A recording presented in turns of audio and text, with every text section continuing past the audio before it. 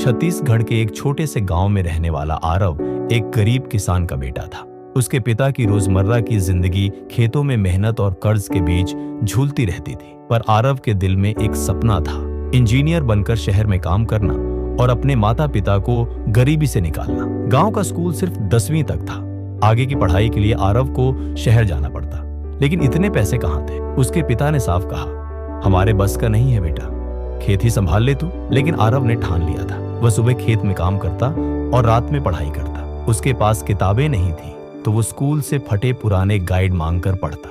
बिजली भी नहीं रहती थी तो वो डिबरी की रोशनी में देर रात तक जागता। एक दिन गांव के एक रिटायर्ड टीचर श्री शर्मा जी ने आरव को पढ़ते देखा। वे उसकी लगन से प्रभावित हुए और बोले, अगर तुम सच में मेहनत करना चाहते हो तो मैं तुम्हारी मदद करूंगा। यही आरव की जिंदगी का पहला मोड़ था। लेकिन जब उन्होंने आरव के पिता से बात की तो उन्होंने इनकार कर दिया। बेटा अब बड़ा हो गया है, घर चलाने में हाथ बटाए, पढ़ाई से पेट नहीं भरता। आरव के सपनों पर जैसे पानी फिर गया। एक रात वह चुपचाप गांव छोड़कर रायपुर चला गया। शहर में उसने एक ढाबे पर बर्तन धोने की नौकरी पकड़ी। वहीं एक ग्राहक विक्रम सर एक कोचिंग इंस्टीट्यूट में शिक्षक थे। वे हर रात आरव को नोटबुक पर कुछ लिखते देखते। एक दिन उन्होंने पूछा, तुम क्या पढ़ते हो? आरव ने जवाब दिया, मुझे इंजीनियर बनना है पर पैसे नहीं है सर। विक्रम सर ने उसकी आंखों की चमक देखी और कहा, आ जाओ मेरी कोचिंग में, मैं तुम्हारी फीस नहीं लूंगा, बस मेहनत तुम्हें करनी होगी।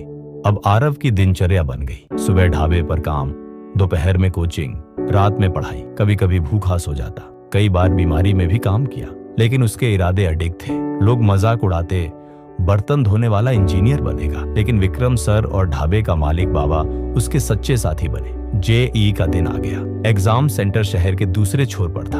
आरव के पास टिकट के पैसे नहीं थे। वह सुबह 4 बजे पैदल ही चल पड़ा और 10 किलोमीटर चलकर परीक्षा देने पहुंचा। परीक्षा देते वक्त उसकी आंखों में नींद थी और दिल में आग थी। कई महीने बाद रिजल्ट आया। आरव का चयन हुआ IIT BHU में। वो रो पड़ा। बाबा और विक्रम सर ने उसे गले लगा लिया। उसका सपना अब सिर्फ सपना नहीं रहा था, हकीकत बन चुका था।